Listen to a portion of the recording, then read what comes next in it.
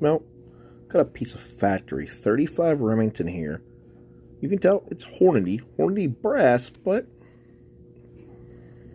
that primer's been hit about 5 times. Not more at the range. And still hasn't went off.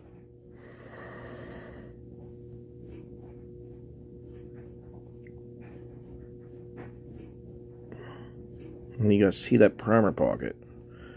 So we're going to unload this one really quick and see what's going on in here.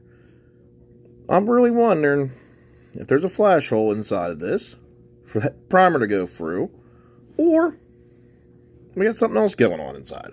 But we're going to take it apart and see what we get. Real quick, just took it and used the Connecticut puller out in the sun porch. Go ahead and pull that bullet. So let's see what we got going on here.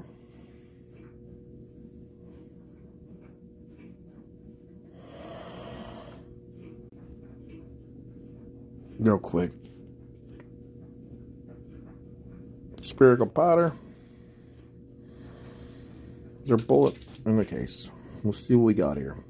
Really quick, just weighted on the range math scale. I'm getting 36.8 grains, guys. See it? It's like really small little circles. So it's definitely one of your modern day powders. A lot of people say it's that new lever gun powder, but I've talked to some people and they saw it to Hornady, and Hornady says it's lever gun but their own blend for in-house use.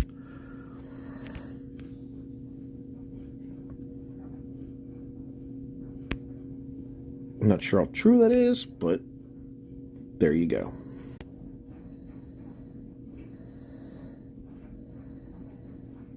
Just so I can get on the cell phone, guys. Right there, guys, inside of that case. I'm trying to get the focus on it for you.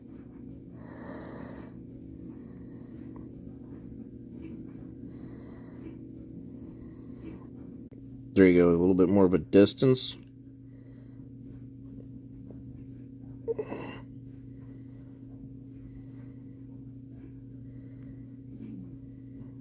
And really quick, there was a piece of Hornady 35 Rem FTX, and I hit that primer about 5 or 6 times at the range, not more. And that's what you got. I tried to dump the powder out and pulled the bullet out of it.